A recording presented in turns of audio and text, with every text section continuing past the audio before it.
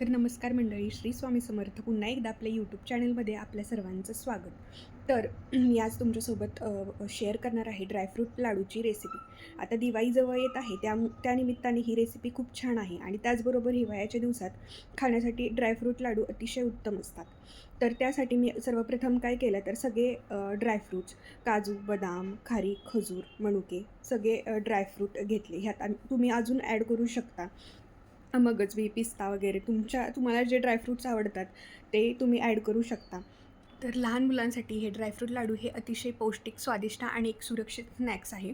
हे मुलांच्या वाढीसाठी आवश्यक असलेले प्रोटीन, कॅल्शियम आणि आयर्न देतात. पण लहान मुलांना हे खूप लहान मुलांना पण देणं बरोबर नाही आहे. हे एका वर्षापुढील मुलांना द्या. तर मुलांच्या हाडांसाठी आणि मेंदूच्या विकासासाठी हे खूप उपयुक्त ठरतात. तसेच शरीरातली ऊर्जा वाढते आणि रोगप्रतिकारक शक्ती ही मजबूत करतात. तर बाजारातले चॉकलेट्स किंवा बिस्किटांपेक्षा कधीही हेल्दीच आहेत हे लाडू. सुरुवातीला आपण थोडे थोडे द्या, जेणेकरून मुलांना ॲलर्जी होणार नाही याची खात्री करा. तर बदामामुळे काय होतं तर मेंदूची कार्यक्षमता वाढते. तसेच कॅलेस्ट्रॉल हे कमी करतात आणि त्वचा आणि केसांसाठी हे खूप उपयुक्त असतात. त्यानंतर काजूचा काय उपयोग होतो तर शरीराला ऊर्जा मिळते, हाडं मजबूत करते आणि हृदयासाठी काजू खाणं कधीही चांगलंच असतं. खजुरांमुळे काय होतं तर त्या नैसर्गिक गोडवा असतो त्यामुळे लाडू गोड होतात आणि रक्तातील हिमोग्लोबिन वाढण्यास खजुरांमुळं मदत होते. तसेच शरीरातला थकवा कमी होतो. मनुकेसुद्धा रक्तवाढीसाठी खूप फायदेशीर असतात आणि पचन सुधारण्यासाठी मनुके आवश्यक घ्यावे आणि मनुक्यांमुळे त्वचाही आपली ताजीतवानी टवटवीत अशी राहते. तर सगळ्यात प्रथम मी काय केलं, पहिले तूप घेतलं आणि तुपामध्ये खारीक छान भाजून घेतले. त्यानंतर काजू तुपामध्ये छान भाजून घेतले. त्यानंतर बदामाचं सगळे इन्ग्रेडियंट्स जे ड्रायफ्रूट्स मी घेतले होते ते छान तुपामध्ये खमंग लाल होईपर्यंत भाजले. जेवढे छान भाजणार ना आपण तेवढा स्वादिष्ट लाडू हे बनतात आणि भाजल्यामुळे बारीक करण्यासाठी पण ते थोडेसे असे क्रिस्पी झाले की पटकन बारीक पण होऊन जातात.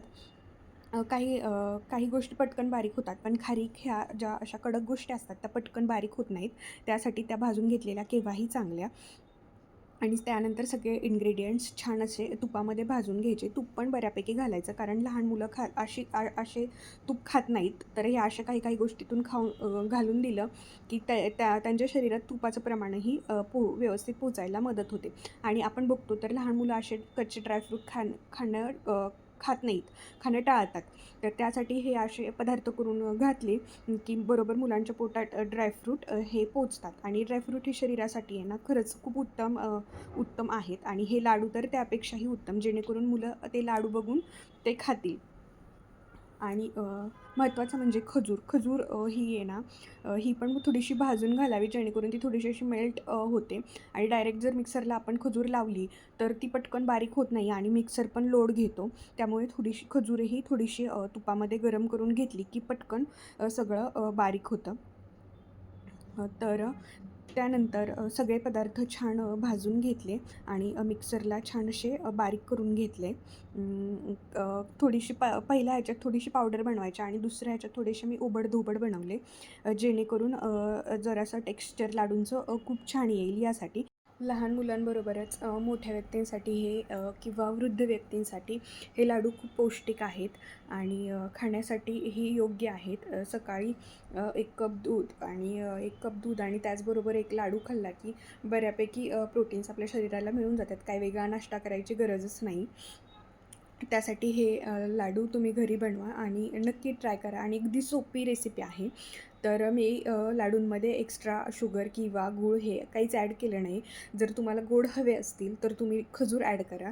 साखर आणि गुळापेक्षा कधीही खजूर चांगलेच.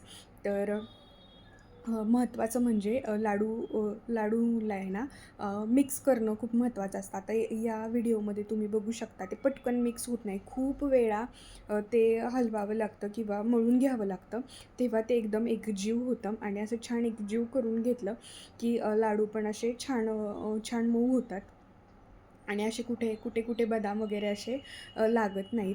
मग ते छान मस्त मळून घेतलं आणि त्यानंतर त्याचे छोटे छोटे लाडू बांधले. तुम्हाला आणखीन तूप ॲड करायचं असेल तर करू शकता, पण जर तुम्ही खूप जास्तीच प्रमाणात तूप घातलं तर लाडू जास्ती दिवस टिकत नाहीत हे तुपामुळं. आणि जर जास्ती दिवस टिकवायचे असतील तर थोडं कमीच प्रमाणात तूप घाला, वरून नाही घातलं तरी पण चालेल. तर अशा प्रकारे लाडू छानपैकी मी वळून घेतले. तसे तुम्ही मोठे पण वळू शकता किंवा छोटे पण. मी छोटे छोटेच वळून घेतले. कारण लहान मुलं घरात असली की ते खातात, थोडासा खातात, कधी-कधी तर खात पण नाहीत. आणि छोटे लाडू केले की मग नास व्हायचा प्रश्नच नाही. खाऊन घेतात मुलं. त्यासाठी मी छोटे-छोटेच लाडू वळले.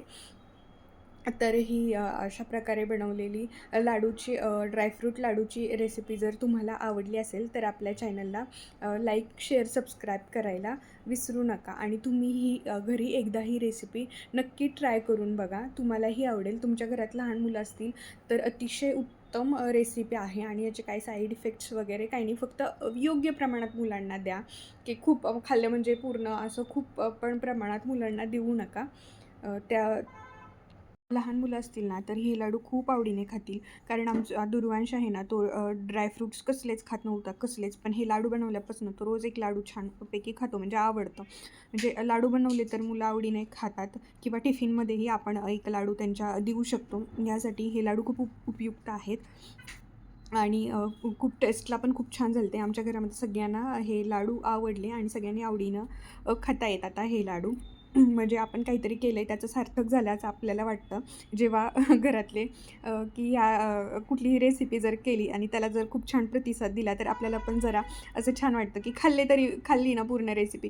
एखादी गोष्ट केली आणि ती पूर्णपणे खाल्ली, तरी आपल्याला असं खूप छान वाटतं, की बाबा केलेल्याचं काहीतरी सार्थक झालं. आणि या ड्रायफ्रूट लाडूच्या बाबतीत हे असंच झालेलं आहे. त्यानंतर ड्रायफ्रूट लाडू बनवून घेतले आणि म्हटलं जर आता दिवाळी आली आहे तर दिवाळीच्या साफसफाईला लागावं. म्हणून पहिल्यांदा सगळी घरातली भांडी छान घासून घेतली. त्यानंतर व्यवस्थित सुकवून घेतली, वाळवून घेतली आणि वाळवल्यानंतर व्यवस्थित पुसून पण घेतली. म्हणजे पटकन पुसून घेतली ना की त्या भांड्यांवर असे पाण्याचे स्पॉट वगैरे पडतात, ते पडत नाहीत आणि छान सुकतात पण. आणि त्यानंतर मग किचन आवरायसाठी घेतलं. किचनची स्टाईल वगैरे घासायची होती, ती घासून घेतली. व्हिडिओ करायला कोण नव्हता आणि माझा ट्रायपॉड पण जरा खराब झाला आहे, त्याच्यामुळं व्हिडिओ काही जास्त बनवता आली नाही. जेवढ्या त्यानंतर माझ्याकडून शूट करता आल्या तेवढ्या मी केलेल्या आहेत आणि त्या तुमच्यावर सोबत शेअर केलेल्या आहेत. त्यानंतर जे किचनचे जे फर्निचर होतं ते ते छान क्लीन करून घेतलं. व्यवस्थित जे तेलकट वगैरे चिकट वगैरे झालं होतं ते छान पुसून घेतलं ओल्या कापडाने. तर दिवाळी आली की सगळ्या गोष्टी खूप महत्त्वाच्या असतात. पण सगळ्यात महत्त्वाचा फॅक्टर असतो तो म्हणजे किचन क्लिनिंग. किचन स्वच्छ असेल तर पूर्ण घर स्वच्छ आणि पूर्ण घरालाही छान म्हणजे घरात राहायला पण खूप छान वाटतं जर आपल्या घरचं किचन साफ असेल तर. आणि किचन जर साफ असेल तर आपल्या घरात पॉझिटिव्हिटी येते. त्यानंतर छान असे सगळ्या वस्तू जिथल्या तिथं भरून ठेवल्या. मसाले वगैरे मसाल्याच्या डब्यात लावून ठेवले आणि त्यानंतर सगळे व्यवस्थित डब्बे जिथली तिथं घासून पुसून लावून ठेवलं. किती सुंदर दिसत आहे बघा. व्यवस्थित सगळं घासून घेतल्यानंतर आपल्यालाही बघायलाही फ्रेश वाटतं. तर तुम्ही अजून आपल्या चॅनलला सबस्क्राईब केलं नसेल तर सबस्क्राईब करायला विसरू नका.